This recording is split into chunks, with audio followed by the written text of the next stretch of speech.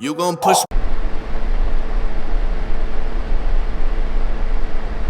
How you doing, everyone? I'm Manny. Welcome back to the channel. It's been a few weeks since I've uploaded any videos. I've been pretty busy around my house, but I'm back here in the garage and I'm gonna show you guys what I've been up to. Earlier last week I ended up cleaning the engine bay, and the way I cleaned it was I cleaned it in sections, and I was able to do that with this Deck and Home little weed sprayer here. So I was able to pressurize it and clean it by sections using this little cleaner here from Dollar Tree. It cleans rust. It's an all-purpose cleaner here, and I was able to scrub everything down in sections.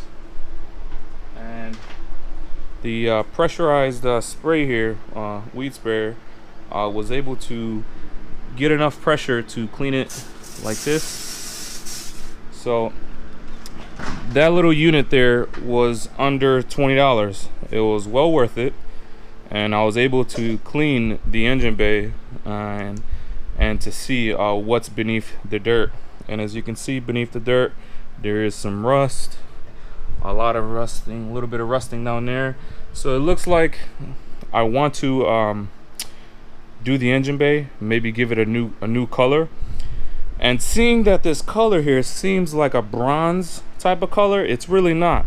The original OEM color is more like a silver. It's just that this paint here is just so dirty, and this is the natural real color. So it's almost like a flat silver color. And I got the paint code on the door jamb there.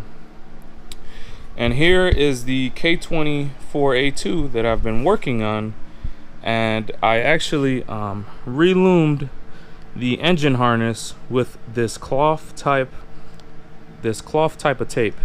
So it took a little bit of time, but it's a lot cleaner than the black rubber electrical tape. And I ended up doing all the underneath the plastics there. So I removed all the clips here. I also wanted to share with you guys a little addition that I got here to the garage. I picked up this little Husky 27-inch cabinet for $70 at Home Depot, and I added a side tray to it, and I ended up putting what I commonly use here up front, which is some 3/8 sockets, obviously the impact, the electric ratchet, and some 3/8 impact, some 1/4 inch, and some 1/2 inch swivels. And I got just my little snap-on 1/4 inch and 3/8 here on the top of the magnet. But for 70 bucks, this was not a bad deal. And you know, the customized tray insert, I had to drill some holes to put some 10 mil nuts and sockets in there, but you can't beat it. So I wanted to share with you guys the new little addition there. And yesterday I was working on just doing some scrubbing around some areas where there was a lot of dirt, and I tried to get the little wire wheel in there, but it couldn't get into some of these crevices. And I used the little detailer sprayer down there, but it wasn't powerful enough to just blow all these away. So just leave that for now. I was also using the wire wheel and a brush to clean some of this on the intake manifold, and now I'm gonna put the intake manifold back on. Me to my breaking point, that's a hard fact. We had an agreement, you got greedy, then you double back. That's a no-no, it don't work like that. We were friends, knowing me, how you thought you'd get away with that? If you switching up, I might have to switch your little face up. Right hand to the gavel, either way I'm getting caked up. Lying in the sand, pretty boy, what you made of? I can flip your shit, take your chick and your pay stub. I don't play the field, I hear my Dougie from the skybox. So I finished up mounting the intake manifold, and now I just make sure that I connected the water cooling hoses there, and there was another one down here. I tightened everything up, double checked everything, make sure everything was tight. Now this isn't 100% clean, but it's a lot cleaner than it was yesterday. As you can see, I couldn't even get the wire wheel in there in these areas here. And again, that little weed sprayer wasn't powerful enough to spray all that down. But I want to take a moment and share with you guys something maybe you guys haven't known, but I now know. So this is the original shift linkage for this 8586 Civic. This is all-wheel drive linkage. I cleaned it. As you can see here, this is pretty much how it looked before, but I cleaned everything down. When I got into the interior, I ended up seeing how the shifter box was set up, and the shifter box is exactly like the Honda Accord shifter box for the 1993. So in all, I'm going to be able to use the same shifter box and possibly the same shifter cables for this setup here, which is pretty cool because it'll be like a stock car. So I learned that when I took off the plastics. Just remembered that I didn't install the starter on the engine yet, and I had to go through my things to look for the starter. I found the starter, and then I had to go look for the bolts because the back bolt here, it's a different bolt, but it's a 14 mil, and it's specifically for this starter on the back, and then your standard 17 mil, and this one on the bottom actually attaches to the transmission as well. So I'm gonna get this installed. All right, welcome back everyone. As you see behind me, I have the engine bay sprayed. I'd done a couple videos before, but there was some issues with my camera and the SD card, but I got everything back rolling now, and I'll show you guys what I was able to do.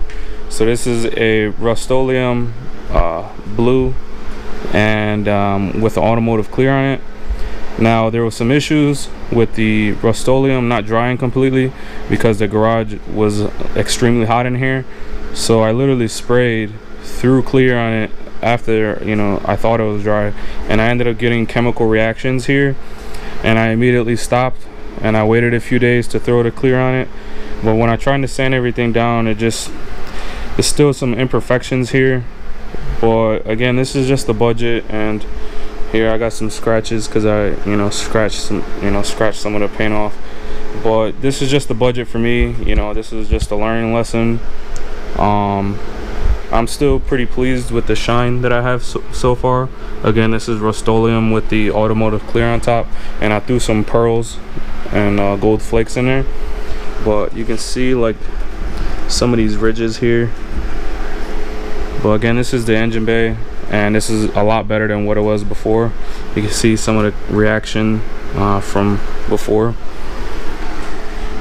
Let's see there.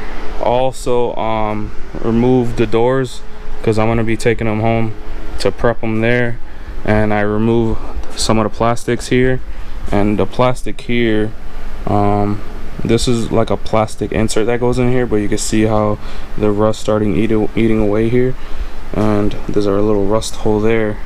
So this window actually needs to get removed, I believe, and I'm either going to repair this with fiberglass because I don't think I'm going to have time to replace it with a new piece of steel, but we'll see. But you can see just a little bit of rust there and there. I also just came back from the scrapyard. I picked up some extra scrap metal because I believe I'm going to be fabricating my own motor mounts for this setup. So here is some of the scrap metal that I picked up. All this together costed me $15 from the scrapyard, and I'll be able to make the plates. And I have some extra steel here, and we'll see if we'll be able to fabricate, because the mounts that I looked online, they wanted about a little over $500 for the mounts, and I think I can get this done with under $100 fabrication. So we'll see how that works out. I'm gonna end the video here, try to get this uploaded to you guys as soon as possible because it's been a while since I've done an update, but stay tuned. Playing with my funds, it get ugly like a cyclops. My God, I ain't been been this livid since my dad kicked me out the house. We had an agreement, now you tryna give the run around. Bad move, you shouldn't have done me like that.